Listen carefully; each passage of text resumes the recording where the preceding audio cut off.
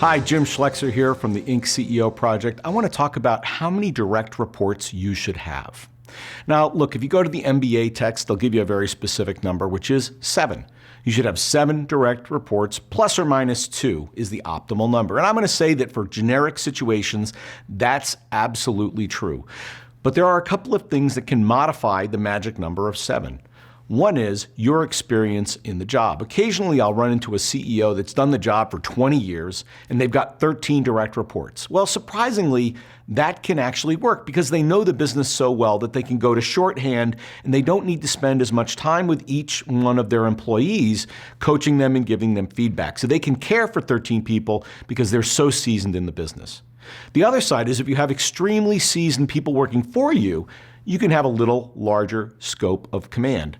In other words, if I have super senior people working for me who know the job cold, I can go beyond 7. I could go to 9 or 10 or 11 and be successful. The other thing that can push the number up is a very simple job. So let's say the people working for you do a very simple, repetitive job. Imagine something like a telesales operation where everybody's on the phone doing exactly the same job. Well, you can have more than 7 reporting to you. You might even have 20 or 30 people reporting to you because everybody's doing exactly the same thing. So the variability is low. On the other side, if you've got a fast-moving business where things are changing rapidly, or you have fairly junior people working for you, you might want to shrink that number down to even 4 or 5 direct reports.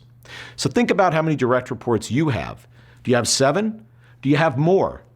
Should you have less? Or should you have more than you have today? At the end of the day, it's all about trying to deliver support and coaching to the people that work for you. And if you're doing that well, you've got the right number.